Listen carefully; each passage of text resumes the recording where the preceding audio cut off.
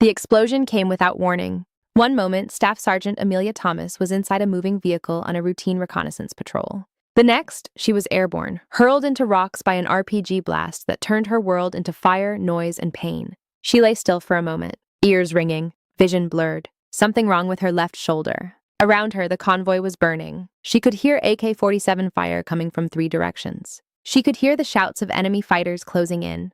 And through the smoke and chaos, she could hear her teammates, some of them, and then she couldn't anymore. Amelia dragged herself behind a rock outcropping and assessed the damage. Dislocated left shoulder, cracked ribs, at least 2, maybe 3, cuts she didn't have time to count. Her radio was receiving but not transmitting. She grabbed the shoulder, set her jaw, and forced it back into the socket with a single brutal movement. The pain whited out her vision completely. When she could see again, she heard the transmission that would define the next 11 days of her life. Alpha 6 actual. We have 4 KA confirmed. Cannot locate Thomas. Presumed KIA. All units withdraw immediately. Out. They were leaving. Command had declared her dead without confirmation, and every remaining asset was pulling back. Amelia Thomas was now alone, 200 kilometers deep in hostile territory, with 1 M4A1 carbine, a partial magazine, a sidearm, a basic aid kit, and enemy forces actively hunting the sole American survivor. She picked up her rifle and started moving.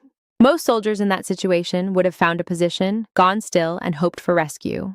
Amelia was not most soldiers. She was a combat medic and designated marksman with 3 tours in places that didn't appear on official maps. Before the army, her father, a wilderness survival instructor, had spent her childhood teaching her to navigate, track, and live in terrain that defeated most trained adults. She had grown up learning that fear was information, not instruction.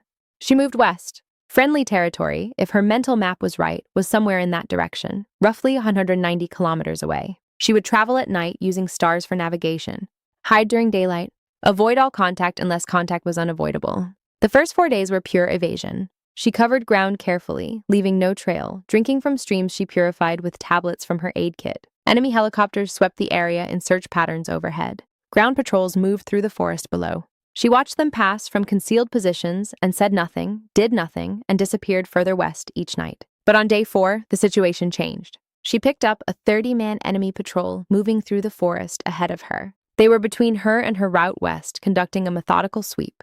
She couldn't go around them without losing days. She couldn't go through them directly with the ammunition she had. So she shadowed them. For 6 hours, she moved parallel to the patrol at 200 meters, using their own noise to cover hers. She studied their habits, their radio protocols, their discipline level, which was poor.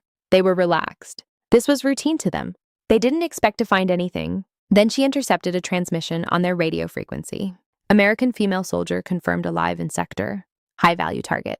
Capture alive for interrogation. Reward for capture. They knew she had survived. They wanted her alive, which meant interrogation, intelligence extraction, and eventual use as propaganda. Amelia felt something shift inside her, not fear. Calculation. Evasion alone wasn't going to work. Not against forces this size. In terrain they knew better than her, with the full commitment of their command behind the search. Waiting for a rescue that didn't know she was alive was not a plan. She needed to stop being the hunted. She needed to become the hunter. She struck the patrol for the first time from high ground. One clean shot that dropped their ammunition bearer and sent their supplies scattering across the forest floor. By the time they identified the direction, she was already in her secondary position. She let them settle. Then she took their radio operator from 300 meters, destroying the radio when he fell. No ammunition resupply. No communication with command. A patrol of 30 men now isolated and afraid, with no idea how many enemies they were facing. Their leader ordered a retreat. As they moved back through a narrow choke point in the trail, Amelia was already waiting. She fired controlled bursts from the high ground, the echoes off the rocks making it impossible to locate her position. The formation dissolved. 30 fighters scattered into the forest, every man for himself. Amelia had just broken a 30-man patrol using fewer than 20 rounds and basic terrain awareness. She didn't celebrate. She moved. Over the next 48 hours, she conducted a campaign that would later be studied in special operations training courses. She used grenades scavenged from enemy fighters to build improvised explosives, destroying a supply convoy meant to resupply 3 separate outposts. She contaminated an enemy water point with compounds from her medical kit. Not lethal, but enough to sicken fighters and create a logistics problem their medics weren't prepared for. She monitored enemy radio frequencies and transmitted false patrol reports, sending search teams to empty grid squares while she moved in the opposite direction. One American soldier. No support, no resupply, no sleep. Creating the impression of a coordinated guerrilla unit operating throughout their entire sector. enemy command was committing more and more resources to finding her. Every fighter hunting one woman in the wilderness was a fighter not engaged in actual combat operations. She had become a force multiplier in reverse, tying down hundreds of enemy personnel through the threat of her presence alone. But by day 10, the cost was showing. She hadn't eaten properly in over a week. Her ribs were not healing. She couldn't afford the stillness that healing required. Her ammunition was nearly gone. And the enemy was adapting, moving in larger groups, using better tactics, tightening the net. On day 11, she found a working radio at a checkpoint she was forced to engage directly. 8 fighters. Fortified position. No way around it. She watched them for 6 hours and identified one window, the guard change, when attention was split for approximately 90 seconds. She positioned herself 400 meters out and opened fire the moment it began. 3 rounds dropped the heavy weapons operator. 2 more wounded their commander. The remaining fighters, leaderless and unable to locate her position, broke and abandoned the checkpoint entirely. She moved through quickly, grabbed ammunition, water, food, and the radio. 5 kilometers later, in a defensive position she'd selected before stopping, she keyed the transmit button. Any American forces, this is Viper 23 actual. Staff Sergeant Amelia Thomas transmitting. I am alive and mobile in hostile territory. Convoy was destroyed 11 days ago. Was declared KIA. I have been conducting independent harassment operations and am being actively hunted by battalion strength enemy forces. I need extraction or support. Viper 23 out. She transmitted 3 times on different frequencies. Then she destroyed the radio. She didn't know if anyone had heard her. She kept moving west. Someone had heard her. A signals intelligence station 400 kilometers away received the transmission and escalated it within 30 minutes. Special Operations Command pulled the intercept and cross-referenced it against field intelligence reports that had been arriving for days. Reports of an unidentified single operator causing significant disruption to enemy logistics in exactly that sector. The Special Operations Colonel, reviewing the file, made his decision quickly. If Thomas has been alive and fighting for 11 days alone in that territory, we are not leaving her there. Prep a Delta rescue package. Confirm her position before we commit aircraft. Reconnaissance drones found the destroyed checkpoint, the contaminated water point, a 30-man patrol that had been completely routed and was still filing confused after-action reports with their command. And on a hillside visible only from altitude, a message spelled out in rocks. Grid NV847392, 2200 hours. She wasn't just surviving, she was directing her own rescue. At 21:30, 2 MH-60 Blackhawks lifted off with a Delta Force rescue team aboard. At exactly 2200, they arrived at the coordinates. Amelia was in a defensive position on the high ground overlooking the valley. Around her position were 6 enemy fighters who had apparently reached her location before the helicopters did. She had run out of ammunition. She had finished it with her knife and a captured weapon. When the first helicopter flared into the valley, she keyed a frequency she'd memorized from the captured radio. Rescue birds, Viper 23 actual. You're on time. LZ is cold.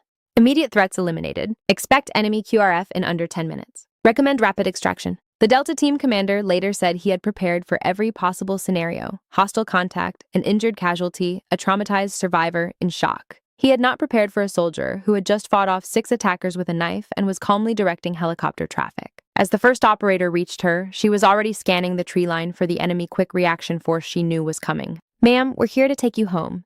Amelia lowered the captured AK-47.